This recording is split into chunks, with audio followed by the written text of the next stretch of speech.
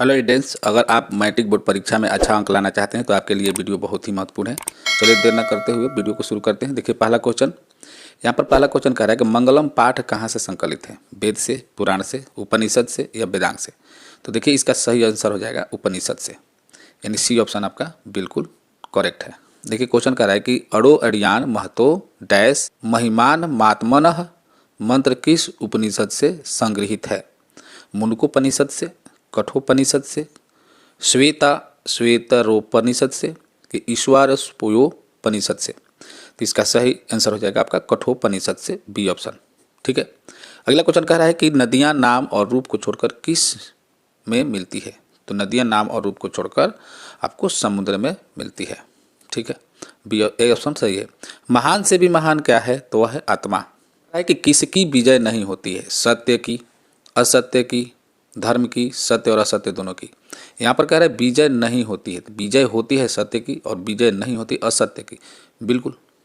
चलिए यहाँ पर पटना का इतिहास कितना पुराना है? देखिए यहाँ पर 2500 वर्ष, यहाँ 2000 है, यहाँ 1500, यहाँ पर 1000 है। तो यहाँ पर जो 2500 वर्ष है ये पुराना आएगा, तो इसको आप मार सकते हैं।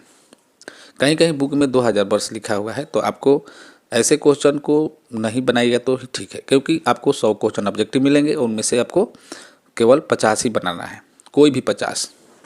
चलिए यहाँ पर देखिए आगे क्वेश्चन बढ़ते हैं। कुटनीतम काव्य के कवि कौन है? तो है दामोदर गुप्ता। दामोदर गुप्त। यूनान का राजदूत कौन था? क्या नाम? मेगास्थनीज। यहाँ पर मेगास्थनीज सी ऑप्शन में है, बिल्कुल सही है। देखिए यहाँ पर क्वेश्चन कह रहा है कि राजशेखर की रचना कौन सी है? काव्य मीमांसा, कुटनीमत, मुद्रा राक्षस, यात्रा संस्मरण?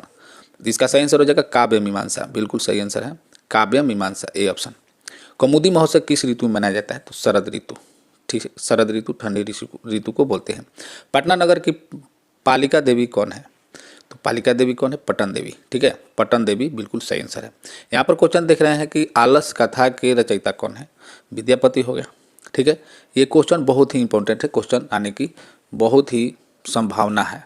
क्वेश्चन है अलस कथा में आग लगने पर भी कितने लोग नहीं भागे? तो 4 आलसी थे, वही नहीं भागे थे, उसी में बैठे हुए थे। संसार में बच्चों का सच्चा रक्षक कौन है? तो उसकी क्या है? माता। बिल्कुल सही आंसर है। ऋग्वेद में कितनी मंत्र दर्शन वस्तीय ऋषिकाओं का उल्लेख है? तो 24। तो देखिए यहाँ पर पंच 20 दिया है, यहाँ पर देखिए चतुर्विशति यानी 24, बी ऑप्शन बिल्कुल सही है। यहाँ पर कह रहा है कि याज्ञवल्क्य की पत्नी कौन है? तो मैत्रेयी है, मंत्रेयी, ए ऑप्शन सही है। महाभारत में किस लेखिका का उल्लेख मिलता है? तो वह गार्गिका, मंत्रेयिका की, सुलभा का या यमिका? तो इसका सही आंसर हो जाएगा सुलभा का। वर्तमान काल की संस्कृत लेखिका कौन है? तो है मिथिलेश कुमारी मिश्र, सी ऑप्शन सही है। यहाँ पर भारत महिमा पाठ का द्वितीय श्लोक किस पुराण से संकलित है? भागवत पुराण से। क्वेश्चन कह रहा है कि जन्म पूर्व संस्कार कितने हैं? तो 6 5 1 त्रय, तो 6 5 1 या 3? तो सही आंसर 3 होगा, यानी डी ऑप्शन। कभी कभी 1 2 3 एक प्रकार से भी लिखा रहेगा, मतलब कि 3 ऐसे भी लिखा रहेगा, 5 लिखा रहेगा, 6 लिखा रहेगा, 1 लिखा रहेगा, तो आप ऐसे मार सकते हैं, समझ सकते हैं। सप्तपदी क्रिया किस संस्कार में संपन्न की जाती है? जातकर्म, निष्क्रमण, विवाह, समावर्तन? तो सही आंसर हो जाएगा विवाह। ठीक है। विदुर नीति किस ग्रंथ का अंश विशेष है? तो वह है महाभारत का, विदुर नीति महाभारत। ठीक है। यहाँ पर कह रहा है कि धर्म की रक्षा किससे होती है? तो धर्म से रक्षा किससे होती है? तो सत्य से होगी। ठीक है, तो सही आंसर सत्य हो जाएगा। मंदाकिनी वर्णन पाठ रामायण के किस कांड से संग्रहित है? तो सही आंसर हो जाएगा अयोध्या कांड, याद रखिएगा अयोध्या कांड। मंदाकिनी वर्णन जिसमें किया गया है अयोध्या कांड में। विद्या प्लस एका, विद्यायका हो जाएगा, ऐकार हो जाता है आ प्लस ए मिलकर हो जाता है अय हो जाता है। ठीक है, अय का मतलब हो जाता है आयकार। ठीक है, डबल हो जाएगा यहाँ पर, तो विद्यायका हो जाएगा यहाँ पर, सही आंसर ए हो जाएगा। विदेका नहीं होगा, विदेका का मतलब एकार हो जाएगा, केवल एक, समझे। अय का मतलब होता है डबल। यहाँ पर देखिए नरकस्य इदम का संधि विच्छेद क्या होगा? देखिए नरकस्य प्लस इदम, नरकस्य यानी अ प्लस ई मिलता है तो होता है ए।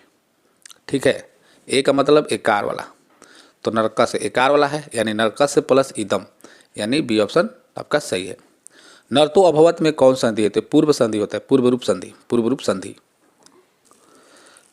संकल्पाच्च शब्द में किन किन वर्णों की संधि हुई है? तो यहाँ पर बीच में का वर्ण देखा जाता है। जैसे मान लीजिए आपको बताते हैं, जैसे विद्या प्लस आलय या विद्या प्लस अर्थी, जैसे विद्या प्लस अर्थी हुआ ना, तो विद्या प्लस अर्थी हुआ तो इसमें आपको बताते हैं यहाँ पर बीच का वर्ण देखा जाता है। जैसे आ है यानी कि आ हो गया, यहाँ पर आकार है तो आ हो गया, और इधर अ सीधा दिखाई दे रहा है, ठीक है। आ और अ की संधि हुई है। मान लीजिए दे दिया कि विद्यार्थी में किन किन वर्णों की संधि हुई है, तो आ और ई। अब यहाँ पर इसी प्रकार से दिया है संकल्पश्च, तो यहाँ पर देखिए संकल्प, तो यहाँ पर संकल्प और यहाँ आधा च लगने से वहाँ पर एक हलंत आ जाता है, तो यहाँ पर हो जाएगा आपका, मान लीजिए आ करेंगे तो आधा च रह जाएगा, तो आधा जैसे शरत चंद्र लिखा जाता है तो शरत चंद्र लिखते हैं, तो शरत प्लस चंद्र होता है, तो वहाँ पर क्या होता है? त होता है, यानी कि त और च पूरा व्यंजन मिला है च, तब जा करके आधा च बना है। तो यहाँ पर ये जो है व्यंजन संधि है, ये व्यंजन संधि है, तो ये हो जाएगा आपका डी ऑप्शन बिल्कुल सही जवाब है। कर्मणि विरह का समस्त पद कौन है? तो ये कर्म विरह हो जाएगा, इस पर कुछ सोचना नहीं है, कर्मणि विरह ये सब नहीं होगा, ठीक है। पुरुष सिंह का विग्रह कौन है? अगर मान लीजिए कि आपको विग्रह का वीडियो नहीं देखे होंगे तो आप वीडियो उसको देख लीजिएगा, बहुत अच्छे तरीके से बताया गया है, तो उसका डिस्क्रिप्शन में लिंक दे देंगे उस वीडियो का, तो आप ज़रूर देखिएगा, ठीक है। आप विग्रह का पूरा मतलब गाथा हो जाएंगे उसको देखेंगे तो आपको डिस्क्रिप्शन में लिंक मिल जाएगा। और ये वीडियो आप अपने दोस्तों को शेयर कर सकते हैं जो मैट्रिक की परीक्षा देने वाले हैं, अच्छा अंक लाना चाहते हैं। पुरुष सिंह का विग्रह कौन होगा? देखिए पुरुष एवं सिंह होता है, ठीक है, पुरुषः एवं सिंह, ठीक है, पुरुष ही सिंह है। यहाँ पर क्या हो गया? यहाँ पर होगा बी ऑप्शन।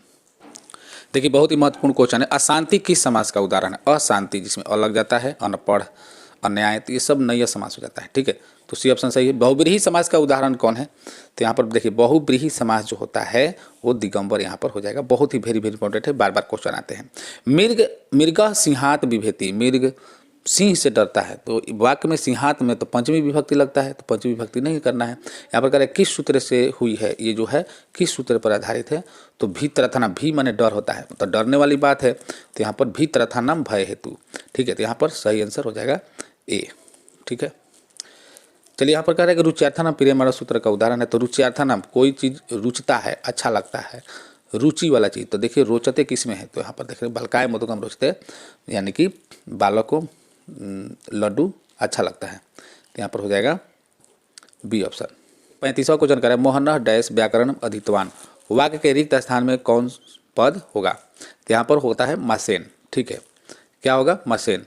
यहाँ पर कह रहा है कि आलोकयति पद में कौन उपसर्ग है? देखिए यहाँ पर उपसर्ग शुरू में लगता है, तो आज जब देखिएगा शुरू में तो आंग उपसर्ग उसको बोलते हैं, संस्कृत के आंग उपसर्ग, ये ऑप्शन बिल्कुल सही है। नी उपसर्ग से कौन शब्द बनेगा? देखिए यहाँ पर नी है नहीं दिया है, विसर्ग नहीं दिया है, तो यहाँ पर केवल यहाँ पर नीर इसमें हो जाता है, नीर उपसर्ग आ जाता है, ठीक है, इसमें भी नीर आ जाता है, इसमें नी है आता, लेकिन नी उपसर्ग जो है केवल सी ऑप्शन में आएगा, तो सी ऑप्शन यहाँ पर नियमम सही है। देखिए क्वेश्चन कह रहा है कि अक्षिपत पद में कौन धातु है? तो यहाँ पर कह रहा है छिप, छी, छिव, छल, तो यहाँ पर सही आंसर हो जाएगा छिप, यानी ए ऑप्शन सही है। शोभते किस लकार का रूप है? तो ये हो जाएगा लट लकार, ठीक है, एक लट लकार में भी ऐसे इस प्रकार से चलता है, जैसे रोचते हो जाता है, शोभते हो जाता है, ठीक है। श्रु धातु के लिरिट लकार, ठीक है, प्रथम पुरुष एक वचन, श्रोष्यति, यानी सी ऑप्शन सही हो जाएगा। देखिए यहाँ पर क्वेश्चन कह रहा है कि नदी शब्द के तृतीया एक वचन का रूप कौन है? नदी शब्द, ठीक है, तृतीया एक वचन तो नद्या हो जाएगा, ठीक है, बिल्कुल नद्या हो जाएगा। और ये जो नद्या है ये पंचमी और षष्ठी विभक्ति में होता है, नद्याम हो जाता है सप्तमी विभक्ति एक वचन में, ठीक है, ये दोनों एक वचन में होता है, तो इस प्रकार से ये जो है नद्या हो जाएगा आपका ए ऑप्शन बिल्कुल सही है, तृतीया एक वचन कहेगा। तो पितरी किस विभक्ति का रूप है? ये बार बार क्वेश्चन पूछता है पितरी, तो ये जो है सप्तमी विभक्ति का रूप होता है, ऑप्शन नंबर डी। गोसु किस शब्द का रूप है? तो गोसु गो, ठीक है, गाय, गो मतलब क्या होता है? गाय होता है, बी ऑप्शन सही है। सुंदर तमम में कौन सा तद्धित प्रत्यय है? तो ये तमप हो जाता है, और सुंदरतम रहता तो यहाँ पर हो जाता तरप, ठीक है, यहाँ पर तमप होगा क्योंकि तमम है, यहाँ पर देखिए मनुष्य प्लस त्वा से कौन सा शब्द बनेगा, तो मनुष्य त्वम बनेगा, बी ऑप्शन ही सही है। ठीक है, यहाँ पर कह रहा है कि प्रच्छ प्लस त्वा से कौन सा शब्द बनेगा, तो सही आंसर हो जाएगा आपका पृष्ठवा। पठनम में कौन सा प्रत्यय, पठनम, ठीक है, तो इसमें ल्यूट प्रत्यय होता है, ल्यूट। पठ में अगर ल्यूट लग जाएगा तो पठनम हो जाएगा। अगर मान लीजिए लीख में अगर लग जाता है, लीख में ल्यूट प्रत्यय लगाना है, ल्यूट, तो ये हो जाएगा लेखनम। ठीक है, अगर आपको पूरा संस्कृत समझना है तो प्लेलिस्ट में जाइएगा, सबसे नीचे तो आपको संस्कृत ग्रामर लिखा होगा, उसमें 32 वीडियो लगभग होगा, तो उसमें आपको ये सारा कुछ मिल जाएगा, स्त्री प्रत्यय सारा चीज़ आपको उसमें मौजूद है, पूरा संस्कृत। तो अगर अच्छा अंक लाना चाहते हैं संस्कृत में, 90 प्लस करना चाहते हैं, 80 प्लस 95 प्लस करना चाहते हैं, तो हमारे ऑफलाइन ट्यूशन में 98 तक विद्यार्थी लाए हैं, 98, तो आप चाहें तो वो काम कर सकते हैं। अगर आपके पास समय है तो थोड़ा थोड़ा करके आप पढ़ सकते हैं, उसमें जो इम्पोर्टेंट है आप उसको पढ़िए और अच्छा अंक लाइए। हम लोगों का बराबर शुभकामना होता है कि विद्यार्थी का अच्छा अंक आए। ठीक, चलिए शुरू करते हैं आगे। देखिए यहाँ पर कह रहे हैं पठनम में कौन, तो यहाँ पर क्या होगा, देखिए लेखनम, लेखन नहीं होता, लेखनम हो जाता है, तो यहाँ पर लेखनम हो जाता है, लिख में ल्यूट लगेगा तो लेखनम हो जाएगा, तो यहाँ पर क्या होगा, पठनम में ल्यूट प्रत्यय लग जाएगा, सी ऑप्शन। किशोरी में कौन सा स्त्री प्रत्यय, सारा कुछ बताया गया है, तो यहाँ पर डीप प्रत्यय होगा आपका। सीमन प्लस डाप में कौन सा प्रत्यय लगेगा, तो आपको सीमा हो जाएगा। ठीक है, आपको यहाँ पर आपको एक बात बताते हैं कि अगर मान लीजिए सूर्या रहेगा, सूर्या, तो सूर्या में हम बताते हैं कि इसमें चाँप प्रत्यय होता है, चाँप, चाँपू नहीं है, चाँप है। ठीक है, और सीमा रहेगा, सीमा, तो इसमें लगेगा डाप। ठीक है, और अगर मान लीजिए जो शेष आ वाला है, शेष आ वाला चीज़ है, तो उसमें लगेगा टाप, याद रखिएगा, टाप लगेगा। तो सूर्या में चाँप, सीमा में डाप, अब बाकी आ में जो शेष आ है उसमें क्या लगेगा, टाप। टाप जैसे कि लेखिका हो गया, अजा हो गया, ठीक है, गायिका हो गया, तो उसमें टाप प्रत्यय लगेगा।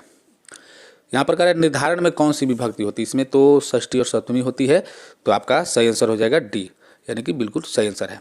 तो मैं उम्मीद करता हूँ कि आप लोगों को वीडियो पसंद आया होगा, तो अपने दोस्तों को ज़्यादा से ज़्यादा शेयर कीजिए, चैनल पर नए हो तो चैनल सब्सक्राइब कीजिए। तो चलिए आगे नेक्स्ट वीडियो में मिलते हैं, लघुत्तरीय क्वेश्चन लेकर आएंगे मैथ का, तो उसको जरूर देखिएगा। VVI क्वेश्चन आपको मैट्रिक टाइप के क्वेश्चन रहेंगे। तो तब तक के लिए जय हिंद, जय भारत।